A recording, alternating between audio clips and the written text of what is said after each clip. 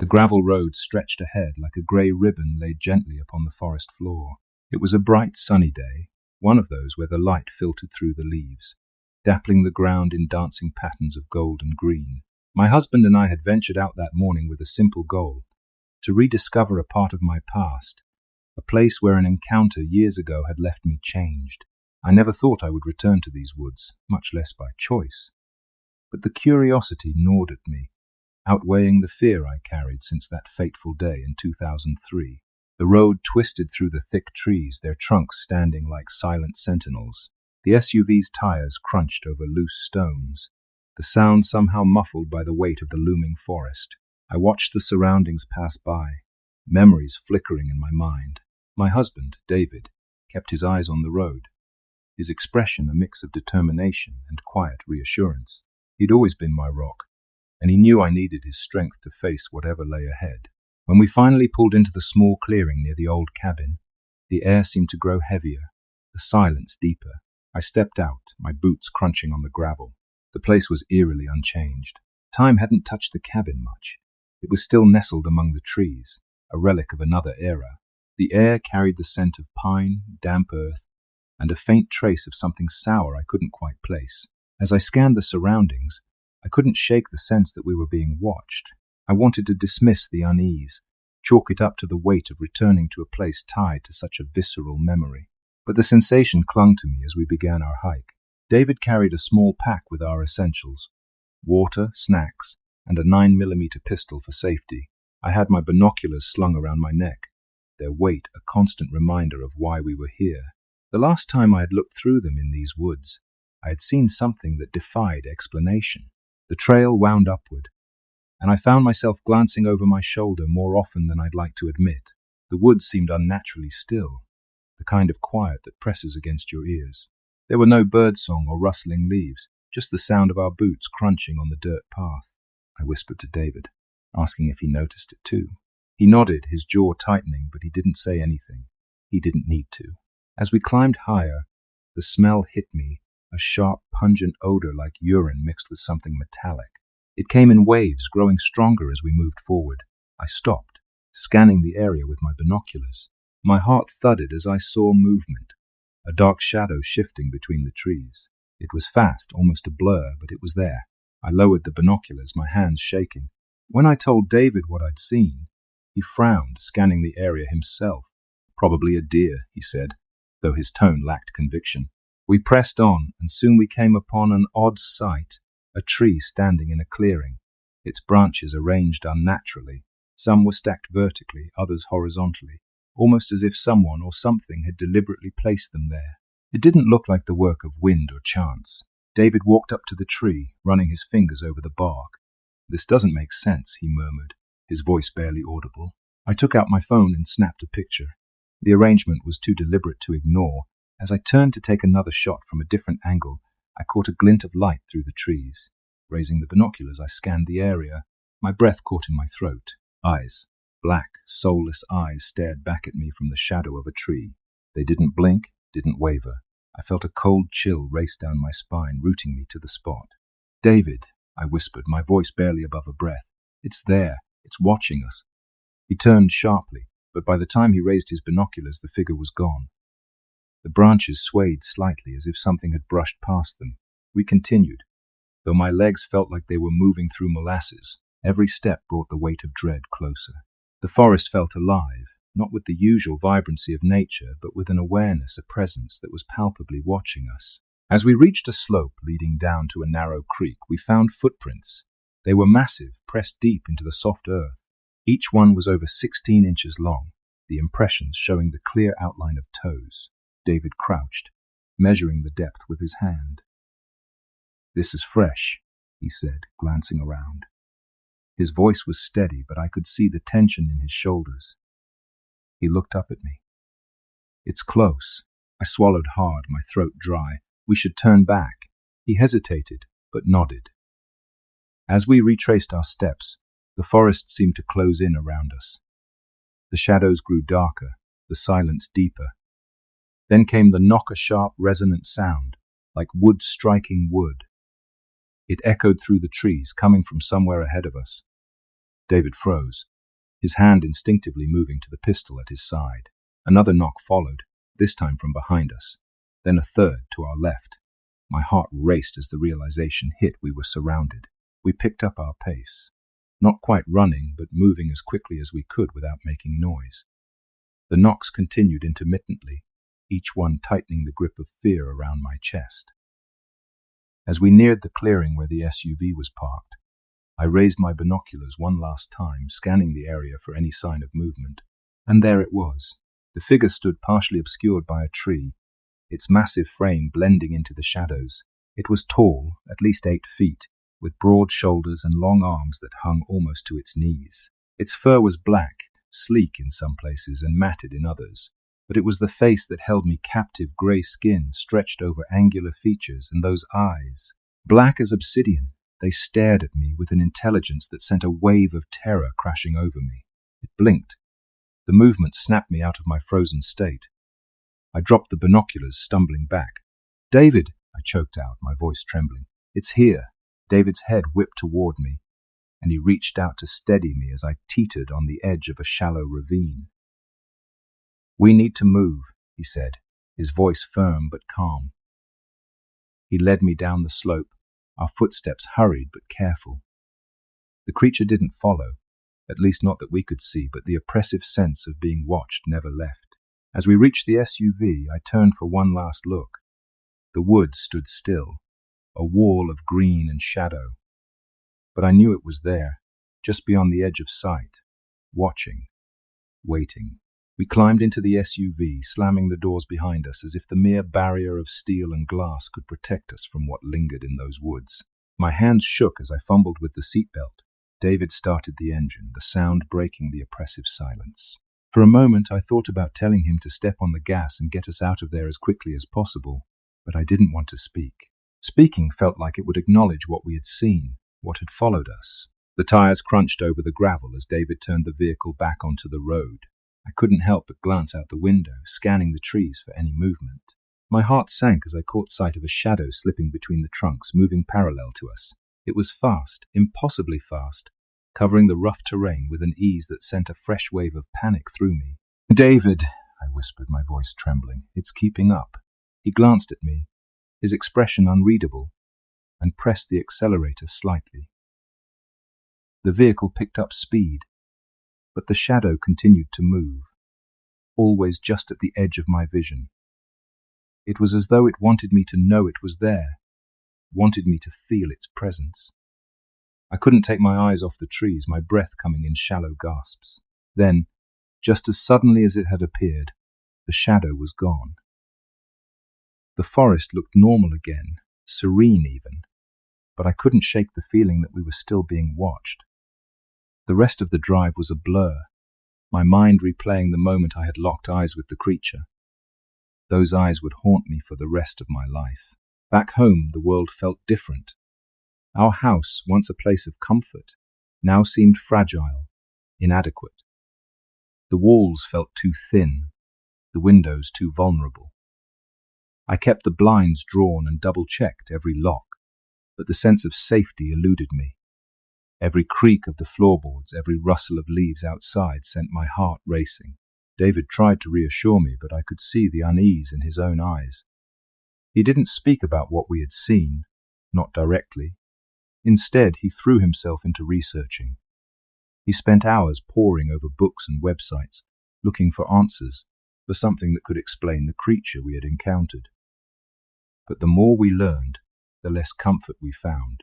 The accounts we read mirrored our own in disturbing detail. Massive, hair-covered creatures spotted in remote forests, their presence marked by strange sounds, tree structures, and an overwhelming sense of being watched. Some described encounters that turned violent, stories of people who went missing, their bodies never found. I tried to push those thoughts aside, but they lingered, festering like an open wound. I couldn't sleep. Every time I closed my eyes, I saw its face. Those black eyes, unblinking and all-consuming, stared back at me in the darkness of my mind. The rational part of me wanted to believe it was just an animal, something explainable. But deep down, I knew better. It wasn't just an animal. It was something more. 2 weeks later, David suggested we go back. The thought alone made my stomach churn, but I knew he was right. We couldn't let fear control us. If we didn't face it now, it would haunt us forever. We packed carefully this time, bringing more supplies and ensuring we had proper equipment to document anything we found. David insisted on bringing a trail camera and a drone, tools to help us observe from a distance. I clung to my binoculars, though the thought of using them again filled me with dread. The drive back was silent, tension hanging between us like a thick fog. As we turned onto the gravel road, my heart rate spiked. Everything about the place felt wrong. The air was too still, the light too dim, even in the middle of the day. When we parked, I hesitated, my hand hovering over the door handle. David placed a reassuring hand on my shoulder. "We've got this," he said, but as I stepped out of the SUV, I felt the weight of those woods settle over me again, heavy and suffocating. The sense of being watched returned instantly, stronger than before. I scanned the trees, half expecting to see those eyes staring back at me. We started down the trail, moving cautiously. Every sound seemed amplified, the crunch of leaves underfoot, the whisper of the wind through the trees. The forest was alive, but not in the way it should have been. It felt aware. As we ventured deeper, we found more sines trees with their branches twisted and snapped, arranged in unnatural patterns. Large footprints pressed into the soft ground, some fresh enough to still hold their shape.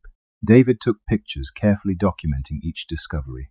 He seemed almost excited, as though the evidence validated what we had seen, but I couldn't share his enthusiasm. Every new sign felt like a warning, a reminder that we were trespassing in someone else's domain. The smell hit us again, that same pungent stench of urine and decay. It was stronger this time, almost overpowering. David scanned the area, his hand resting on the pistol at his side.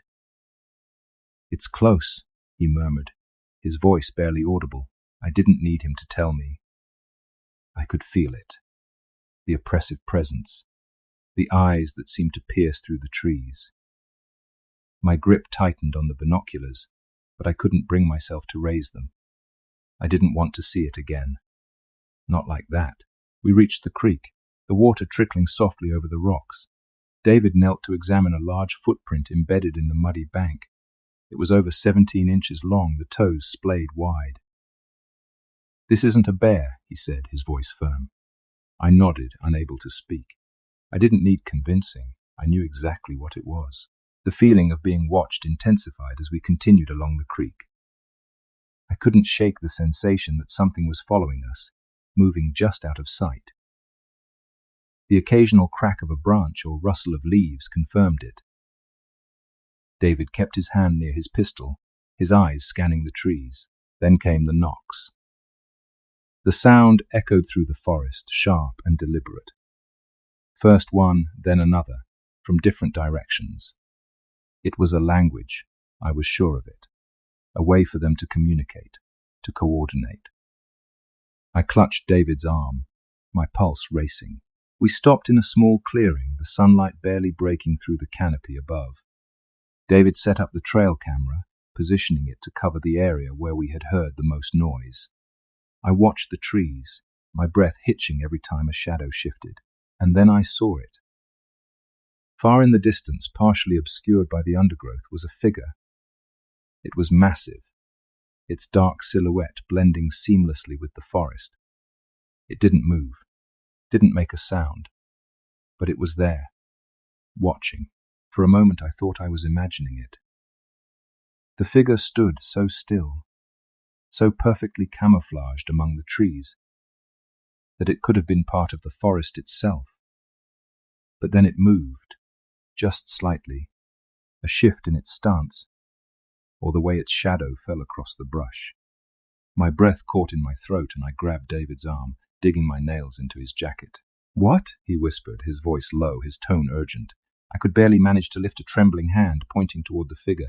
"There!" I choked out. "By the big oak. It's standing there." David squinted, following my direction. His jaw tightened as his eyes locked onto the spot. "I see it," he said grimly. "Stay close." His hand went to the gun holstered at his hip, but he didn't draw it.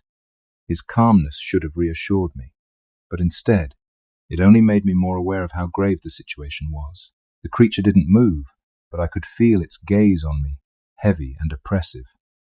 It wasn't just watching, it was studying us, measuring us. My mind raced with questions. Why wasn't it approaching? Why wasn't it running? Was it alone? David took a slow step forward, his movements deliberate, his body language almost submissive, as if he were trying to show that he wasn't a threat. I wanted to scream at him to stop, to turn back, but the words caught in my throat. My legs felt rooted to the spot, paralyzed by fear. And then, as quickly as it had appeared, the figure stepped back into the shadows. It moved with an uncanny grace, its massive frame gliding through the dense underbrush without a sound. Within seconds, it was gone, swallowed by the forest. The silence that followed was deafening. Even the usual sounds of the woods, the rustling of leaves, the chirping of birds had disappeared, leaving a void that pressed against my ears. I turned to David, my voice barely above a whisper. "What do we do now?" He didn't answer right away, his eyes fixed on the spot where the creature had been. Finally, he said, "We keep moving. Stay calm. Stay alert. Stay calm." The words felt impossible.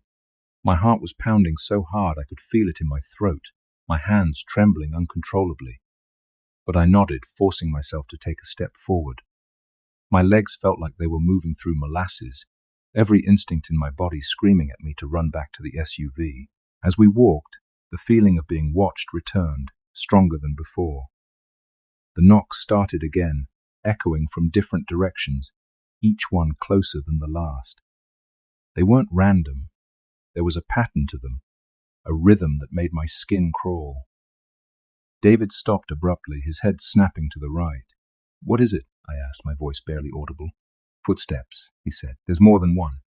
My stomach dropped. The idea of facing one of these creatures was terrifying enough. The thought of encountering several of them, I couldn't even comprehend it.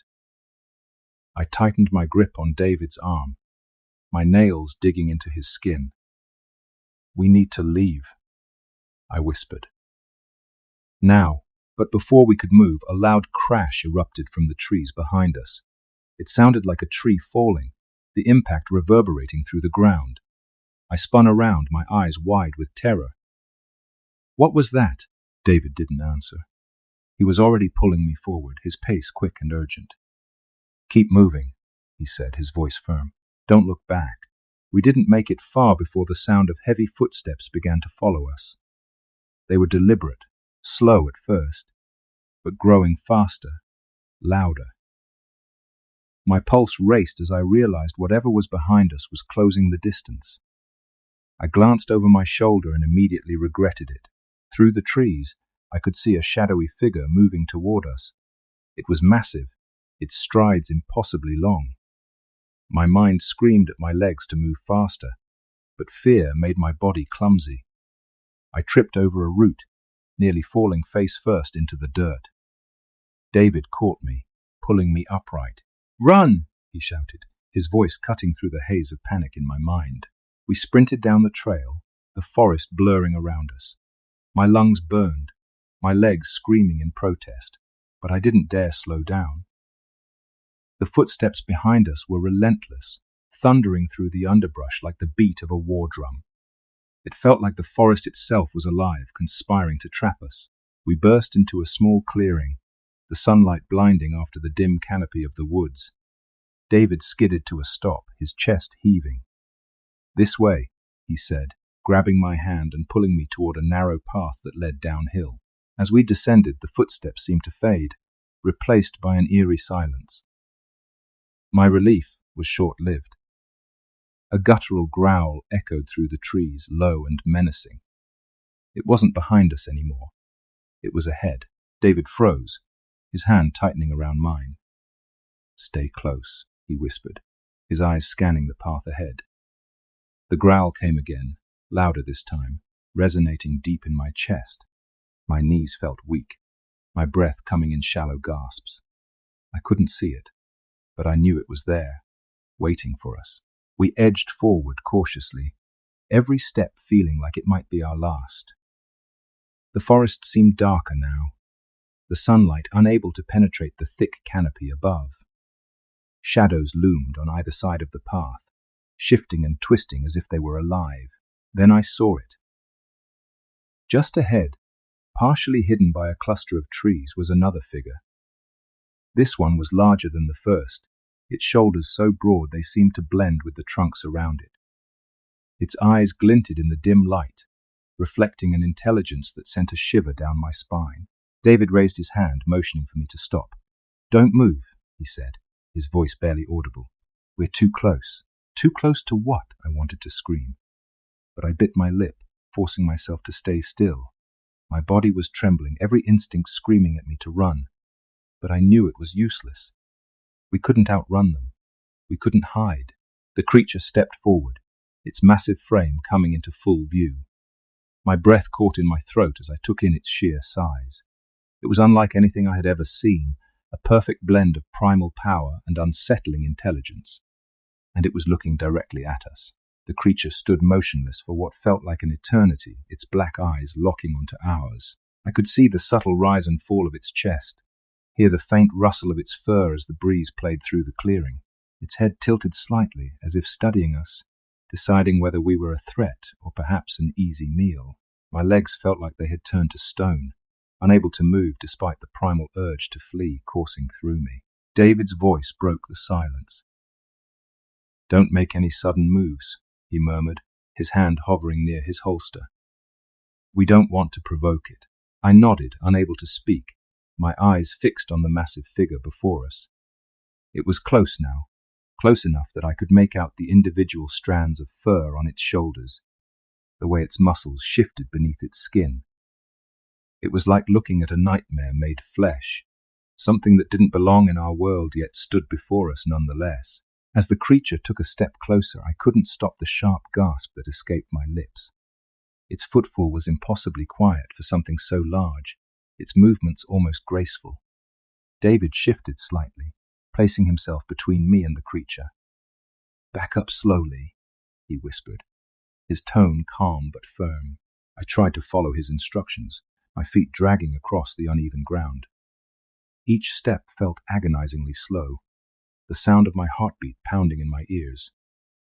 The creature watched us with an eerie stillness, its head tilting again as if listening to something we couldn't hear.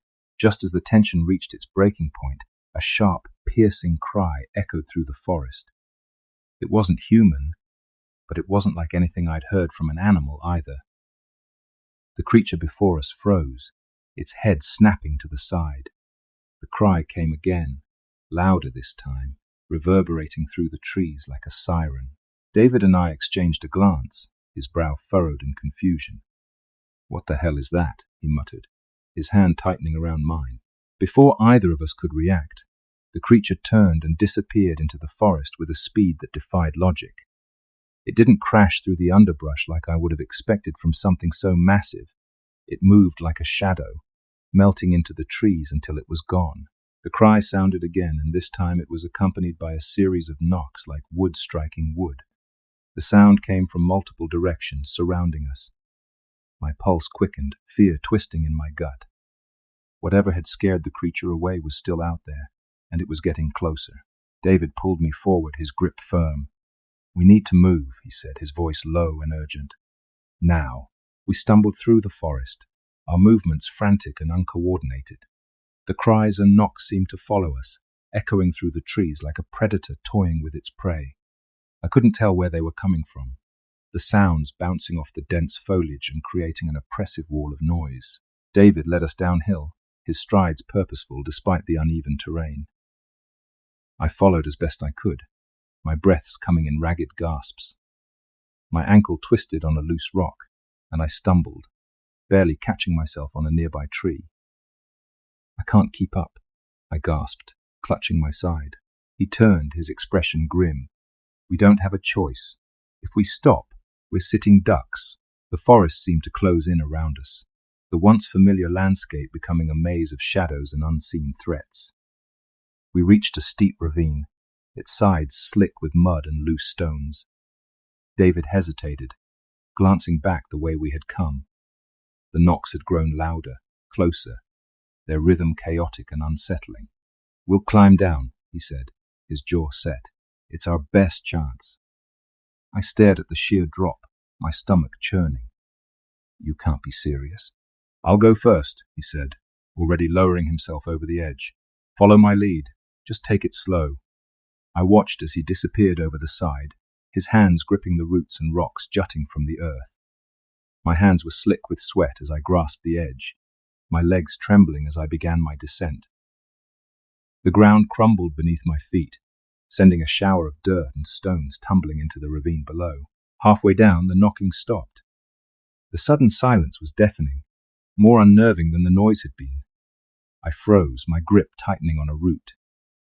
"David," I whispered, my voice barely audible. "I think they've stopped." His voice drifted up from below. "Keep moving. We're almost there." As I reached the bottom of the ravine, I realized how dark it had become. The sun was still up, but the towering walls of earth blocked out most of the light, casting long, shifting shadows across the ground. David was already moving, his flashlight cutting through the gloom. "This way," he said, motioning for me to follow. The air was cooler here, damp and heavy. The ground was littered with fallen branches and leaves, the remnants of countless storms. I stumbled over a root, catching myself against a jagged rock. "Where are we going?" I asked, my voice shaky.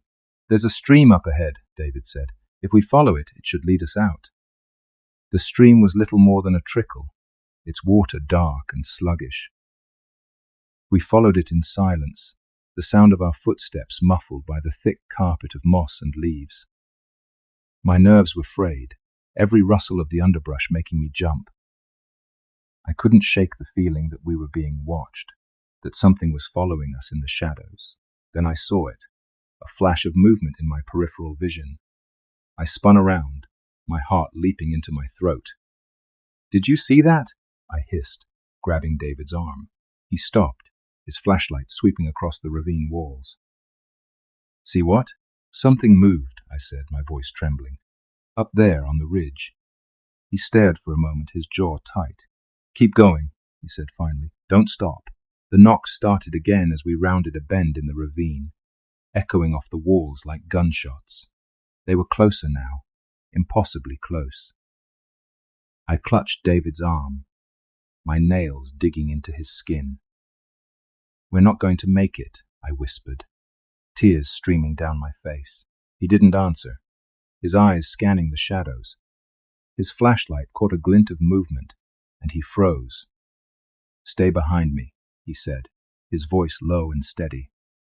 He drew his gun, the metallic click loud in the stillness. The creature stepped into the beam of light, its massive form dwarfing the narrow ravine. My breath hitched as I took in its sheer size, its black fur shimmering in the pale light. It didn't move, its eyes locked on David's, its expression unreadable.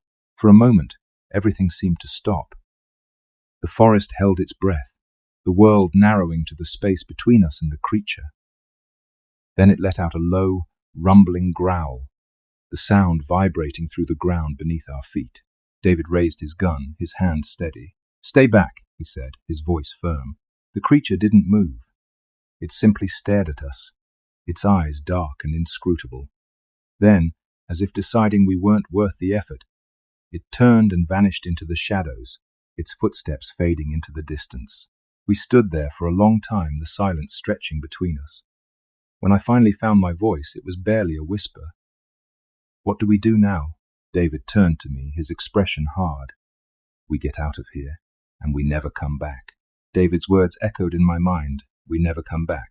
But leaving wasn't as simple as walking out of the woods. Every direction felt like a trap, the looming trees and jagged ravine walls closing in around us. I stayed close behind him, my hands trembling, my breath shallow and ragged. The silence in the ravine was absolute now, no knocks, no distant howls, just the oppressive quiet of the forest. We followed the stream, the faint trickle of water our only guide in the suffocating darkness.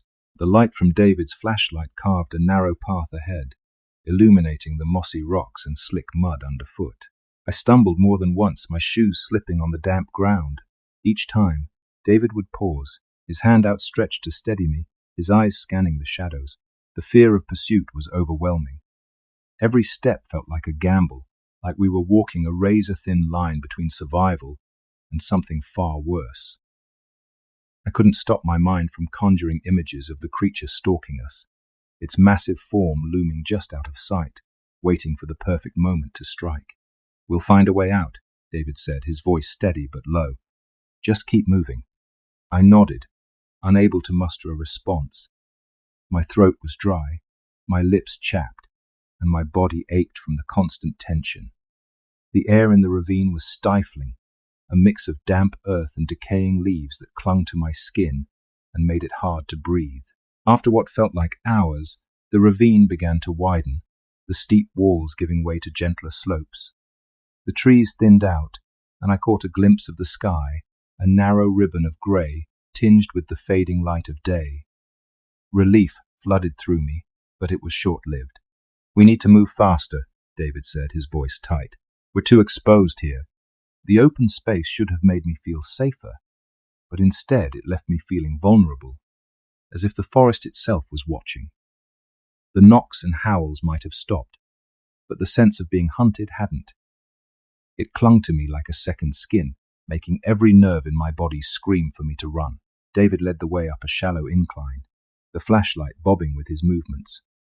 The ground was uneven, littered with roots and rocks that threatened to trip me with every step. My legs burned from the effort, my lungs straining for air, but I didn't dare stop. Stopping meant becoming prey. As we crested the hill, the faint glow of moonlight broke through the trees, casting long, twisted shadows across the forest floor. The sight should have been a comfort, a sign that we were leaving the depths of the ravine behind, but it only made the shadows feel alive. "Do you hear that?" David asked, his steps faltering. I froze, my ears straining. At first there was nothing, just the faint rustle of leaves in the breeze. Then I heard it. A low, guttural sound, barely more than a whisper, but unmistakably close. The sound sent a shiver down my spine. It was unlike anything I'd heard before, a mix of a growl and a moan, as if something massive was exerting its presence just out of sight. David motioned for me to stay quiet, his flashlight snapping off to plunge us into darkness. My heart raced as the world around us vanished, replaced by the faint glow of moonlight and the suffocating blackness of the forest. We crouched low, pressing ourselves against the slope of the hill. My knees dug into the dirt, the damp earth soaking through my jeans. I clutched David's arm, my fingers digging into his skin as the sound grew louder, closer. Whatever was making it wasn't in the ravine anymore. It had followed us. David slowly reached for his holster, the metallic click of his gun being drawn impossibly loud in the stillness. "Don't move," he whispered, his voice barely audible. I nodded, my body frozen with fear. My eyes darted through the shadows, searching for any sign of movement. The sound grew louder still, a deep, resonant vibration that seemed to echo in my chest. Then, just as suddenly as it had begun, it stopped. The silence that followed was unbearable. Every second stretched into an eternity, the tension coiling tighter and tighter until I thought I might scream. Then, from somewhere to our left, came the sound of heavy footfalls. Whatever it was close, too close. David shifted slightly, his gun raised, his body tense. I could feel the weight of his resolve, the determination to protect us no matter the cost. I wanted to believe we were safe, that the gun in his hand was enough to keep the creature at bay. But deep down, I knew the truth. This thing wasn't like anything we'd ever faced before. It wasn't afraid of us, and it certainly wasn't afraid of a weapon. The footsteps grew louder, each one deliberate and unhurried. It was toying with us, letting us know it was there, that it could strike at any moment. My pulse thundered in my ears as I pressed myself against the ground, trying to make myself as small as possible. David's voice was a low growl, barely more than a whisper. "When I say go, run. I opened my mouth to protest, but he silenced me with a sharp look. There was no room for argument, no time for hesitation. He was going to buy us time, and I hated him for it. The creature stepped into the moonlight, its massive form towering over the trees. My breath caught in my throat as I took in the sheer size of it, the way the light glinted off its black fur and the menacing gleam in its eyes. It stared at us, its gaze cold and calculating, and I knew we were outmatched. David's finger tightened on the trigger, the faint click of the safety disengaging echoing in the night. "Go," he said, his voice calm and steady. I didn't think, I just ran. My legs burned as I sprinted up the hill, the sound of my own ragged breathing drowning out everything else. I didn't look back, didn't dare risk seeing what was happening behind me. My only focus was on getting away, on putting as much distance between myself and that creature as possible. Branches whipped at my face, leaving stinging cuts on my cheeks and arms. The uneven ground threatened to trip me with every step, but I pushed forward, fueled by sheer terror. The forest blurred around me, the shadows twisting and shifting like living things. Behind me I heard a gunshot, followed by a deafening roar that shook the ground beneath my feet. The sound sent a fresh wave of panic coursing through me, my body moving faster than I thought possible. David's voice rang out, shouting something I couldn't make out over the pounding of my heart. The trees began to thin, the faint glow of headlights piercing through the darkness ahead. The sight of the road was a lifeline, a promise of safety that pushed me forward. I stumbled out of the forest, my legs giving out beneath me as I collapsed onto the gravel. David appeared moments later, his face pale and his breath ragged. He dropped to his knees beside me, his hands gripping my shoulders. "Are you okay?" he asked, his voice trembling. I nodded, unable to speak. My body was shaking, my mind reeling from the ordeal. But we were alive. Against all odds, we had survived. The road felt like a haven, its gravel surface a thin but reassuring barrier between us and the nightmare that had pursued us. David pulled me to my feet, his hands firm on my arms as he steadied me. I swayed, my legs weak, but I managed to stand. The SUV was only a few yards away, its familiar outline glowing under the pale moonlight. "Get in," David urged, his voice urgent but gentle. He didn't have to tell me twice. I stumbled toward the vehicle, my every step faltering but determined. David stayed behind, his head snapping back toward the woods, his weapon still drawn. I climbed into the passenger seat, the door slamming shut behind me. David circled the SUV, his eyes scanning the tree line. For a moment I thought he might not get in, that his stubborn curiosity would win out over reason. But then he opened the driver's door and slid in beside me. The sight of him there, safe and solid, loosened a knot of tension I hadn't realized I was holding. He started the engine, the familiar rumble breaking the silence. The headlights flared to life, slicing through the darkness and illuminating the dense wall of trees ahead. David shifted into reverse, and the SUV lurched backward, its tires crunching over the gravel as we put distance between ourselves and the forest. Neither of us spoke as David maneuvered the vehicle back onto the main road. The cabin's warm glow, the ravine, the creek, they all disappeared behind us, swallowed by the night. My hands were shaking so badly that I had to clasp them together to keep them still. Every nerve in my body felt frayed, stretched to the breaking point. David kept glancing at me out of the corner of his eye, his jaw tight. I knew he wanted to ask me something, but the words wouldn't come. He had seen enough to know that what we had experienced wasn't normal, wasn't anything that could be easily explained. I could see the questions swirling in his mind, but neither of us was ready to voice them. The miles stretched on, the road winding through the countryside like an endless ribbon. The faint glow of the dashboard lights was the only illumination, casting eerie shadows across David's face. I watched him grip the steering wheel, his knuckles white, his eyes locked on the road ahead. Finally, he broke the silence. "What do you think it wanted?" he asked, his voice low. I shook my head, my throat tight. "I don't know," I whispered, "but it didn't feel like it wanted to hurt us. Not really. David nodded slowly, his eyes narrowing. It could have, he said.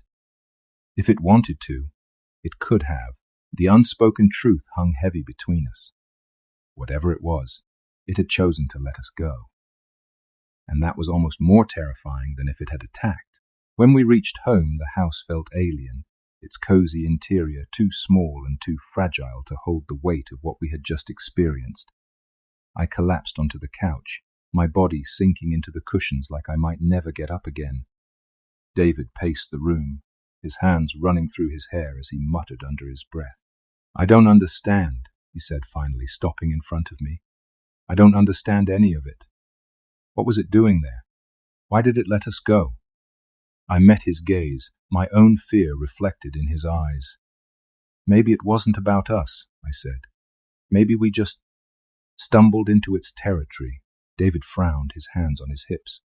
But why now? After all these years, why show itself again? I didn't have an answer. The memories of our previous encounter in 2003 flooded back. The shadowy figure crossing the road, the raw terror I had felt. It had been real then, and it was real now. But the pieces didn't fit, the puzzle too vast and too strange to comprehend. I pulled my knees to my chest, wrapping my arms around them. What if it's not just one? I said softly. What if there's more of them? A whole group living out there, hidden. David's eyes darkened, and he nodded slowly. It would explain the knocks, he said. The way it seemed like we were surrounded. The thought chilled me to my core. We had escaped, but not because we were smarter or faster or braver. We had escaped because they had let us. In the days that followed, the experience lingered like a shadow, its presence impossible to shake. Every creak of the house, every rustle of leaves outside the window sent my heart racing. I couldn't step outside without scanning the tree line, my eyes searching for a glimpse of movement that wasn't there. David tried to distract me, throwing himself into work and projects around the house. But I could see the strain in his eyes, the way he jumped at every unexpected noise. He hadn't said it outright, but I knew he was just as shaken as I was. One evening, as the sun dipped below the horizon and bathed the world in twilight, I found myself standing at the edge of the woods behind our house. The trees loomed tall and dark, their branches swaying gently in the breeze. I stared into the shadows, my heart pounding. "What are you doing?" David's voice startled me, and I turned to see him standing on the porch, his arms crossed. "I don't know," I admitted. I feel like it's not over." He nodded, his expression grim. "It's never over, is it?" "Not really." I didn't have an answer for him. I wasn't sure there was one. Weeks later, I woke in the middle of the night, my heart racing. At first, I didn't know what had woken me, but then I heard it, a faint knock echoing from the woods. I froze, my breath caught in my throat, straining to hear. The knock came again, louder this time, and then a third time. It was deliberate, rhythmic, like a signal. I sat up, my body trembling, and glanced at David. He was awake too, his eyes wide in the darkness. Without a word, he got out of bed and reached for his gun. I followed him to the window, our movements slow and cautious. The yard was bathed in moonlight, its shadows long and deep. The woods loomed beyond, a black wall of uncertainty, and then I saw it. Just for a moment, a fleeting shadow at the edge of the trees. It was gone as quickly as it had appeared, but it was enough to send a shiver down my spine. David placed a hand on my shoulder, his grip firm. "We're not going back," he said quietly. I nodded, my eyes locked on the tree line. "No," I said, "we're not." But even as I spoke the words, I knew the truth. The forest wasn't just a place. It was a presence, a force that couldn't be ignored. And no matter how far we ran, it would always be there, waiting.